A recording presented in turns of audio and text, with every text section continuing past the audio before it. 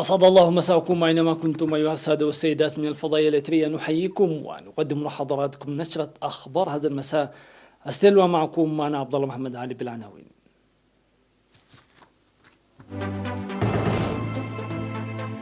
مدرسة مندفر لمساعدي التمريض تخرج 117 طالبا. الحد من كارثة قذف الجراد في مديرية أراتا. المبيدات الحشرية تحدث أضرارا على تربية النحل في عدوخلة. الجيش الأمريكي يعزز قواته في شمال شرق سوريا. الولايات المتحدة تحظر تطبيقي تيك توك ووتشيت الصينية. إعصار نادر يهدد بفيضانات خطيرة في اليونان. أهلا بكم إلى التفاصيل. خرجت مدرسة مندفرة لمساعدي التمريض اليوم 19 من سبتمبر 117 طالبا وطالبة من أعضاء الدورة 13 بمستوى الشهادة. وأشاد مدير المدرسة السيد برخت في السعي في مناسبة التخريج بمساهمة المتخرجين الوفية للتصدي والوقاية من كوفيد-19 المستجد في الفترة العصيبة التي نعيشها إلى جانب تلقي تعليمهم، موضحا وبما أن التخرج هو إنهاء مرحلة وفتح مرحلة جديدة يجب عليهم التحلي بثقافة تطوير قدراتهم الذاتية والعملية.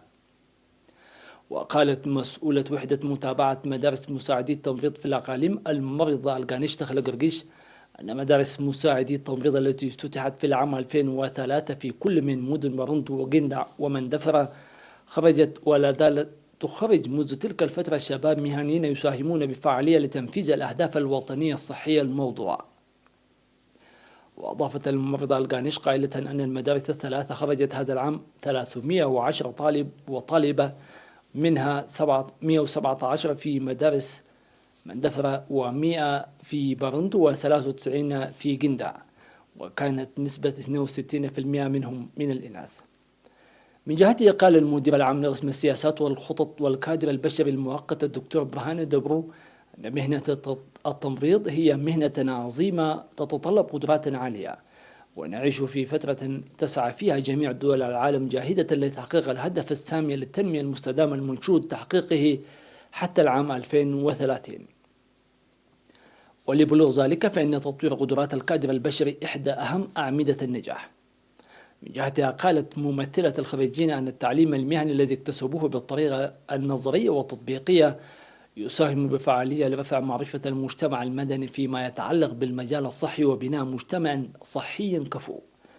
وقد خرجت مدرسة مندفرة لمساعدي التمريض منذ تأسيسها قبل 17 عاما 1434 طالبا وطالبة. أثمرت جهود المواطنين وقوات الدفاع الفعالة التي جرت للسيطرة على الجراد الصحراوي في مديرية أراتا بإقليم جنوب البحر الأحمر أسفرت عن نتائج في الحد من أضراره. وأوضح مسؤول تنمية النباتات في المديرية السيد تسفى مريم برهانة أن أسراب الجراد قد ظهرت في 31 من أغسطس في ضاحية بيحيتا، وانتقلت خلال أيام إلى 4 ضواحي و6 مناطق، وقد تم القضاء عليها بالتعرف على وجهة رحلتها وإجراء دراسات شاملة والقيام بمتابعة جادة والاستعداد الجيد من حيث القوة والبشرية والمعدات ورش المبيدات الحشرية.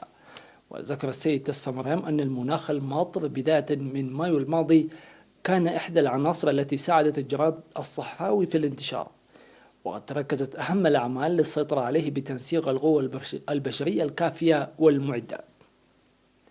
من جهته قال مدير مديرية أراتا السيد هبتاب قباب أن أسراب الجراد كانت تهبط في الأماكن الوعرة التي لا يمكن الوصول إليها عبر السيارات، إضافة إلى المناخ الحار قد صعب عملية القضاء والسيطرة على الجراد، مشيدا بالمساهمة الوفية لأعضاء قوات الدفاع في الحملة. وأوضح المسؤول أن مخاطر الجراد لا زال تحدق بالبلاد لانتشاره في دول المنطقة، داعيا المواطنين إلى تكثيف المراقبة والمتابعة وتقديم المعلومات الآنية السريعة. أفاد مربون النحل في مديرية عدوخلة أن المبيدات الحشرية ضد الحشائش والآفات الزراعية ظلت تحدث أضرارا على أنشطة تربية النحل، وأوضح وكالة الأنباء الإيطالية أن الخريف الطيب والإنتاج الجيد للورود البرية هذا العام خلق فرصا واسعة للتربية، إلا أن الكيماويات التي قام المزارعون برشها ضد الحشائش والآفات الزراعية أضرت كثيرا بأنشطتهم، خاصة في تخفيض أعداد أسراب النحل. وذكر مسؤول مكتب الزراعة في المديرية السيد نوغوسو والدميكال أن الاستفادة السيئة من المبيدات الحشرية تضر بالمزارع وكذلك تربية النحل، داعيا المزارعين لاتباع الطرق العملية في قياس الأدوية وساعات الرش وعدم استخدام أدوية ملوثة وغير جيدة.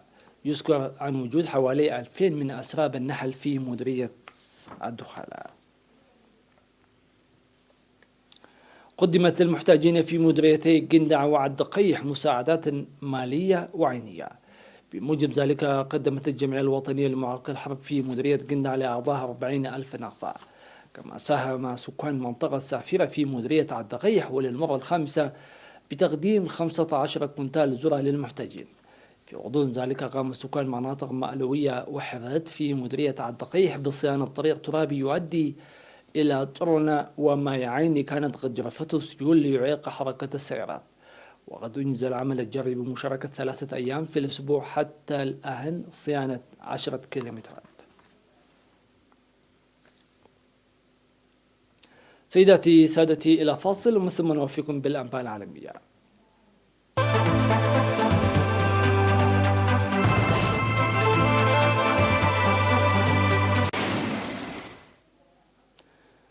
أعلن الجيش الأمريكي عن تعزيز انتشاره العسكري في شمال شرق سوريا على الرغم من جهود سابقة للحد من وجوده هناك، في خطوة تأتي بعد التوتر بين القوات الأمريكية والروسية في المنطقة.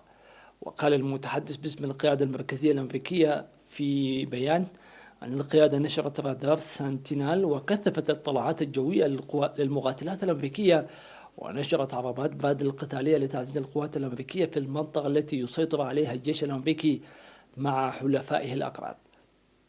وأضاف المسؤول أن هذه التعزيزات تهدف إلى المساعدة في ضمان سلامة وأمن قوات التحالف، وأن الولايات المتحدة لا تسعى إلى التصادم مع أي دولة أخرى في سوريا، لكنها ستدافع عن القوات التحالف في حال تطلب الأمر على حد قوله.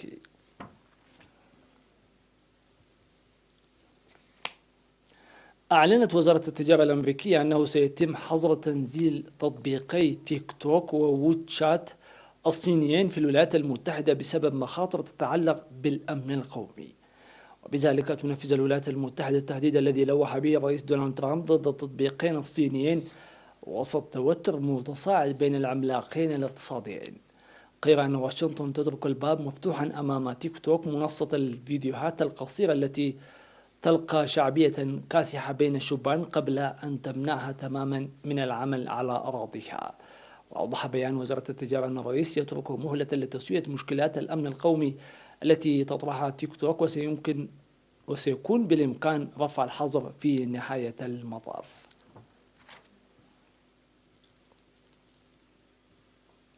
لقي شخصان مصرعهما وفقد ثالث في وسط اليونان جراء هطول أمطار غزيرة على المنطقة، حسب ما أفاد الصحيفة كاثمريني اليونانية. وأضافت الصحيفة أن مبان تضررت جراء فيضان مياه الأنهار على ضفافها، فيما أعلنت شركة ترين OSA المشغلة لخدمات القطارات أن الأمطار تسببت في قطع خدمات القطارات التي تربط بين الشمال وجنوب اليونان. وتشهد عودة المناطق في اليونان أحوالا جوية سيئة وأمطارا غزيرة، فيما ضربت عاصفة نادرة في البحر المتوسط غربي اليونان. أعلنت دولة بربادوس الصغيرة في البحر الكاريبي أنها ستتخلى عن تبعيتها للتاج البريطاني وتصبح جمهورية بحلول نهاية نوفمبر 2021. وأعلنت هذا الانفصال الدستوري الحاكمة العامة للجزيرة ساندرا ميسون في خطاب أثناء استئناف عمل البرلمان المحلي بعد عطلته الصيفية. وستفقد الملكة إليزابيث الثانية بذلك سيادتها على واحدة من آخر ممالك الكومنولث التي كانت مستعمرات بريطانية سابقة ثم أصبحت مستقلة. وتبلغ مساحة بربادوس 430 كيلومتر مربع، وتضم 287 ألف نسمة في 2019 حسب أرقام البنك الدولي.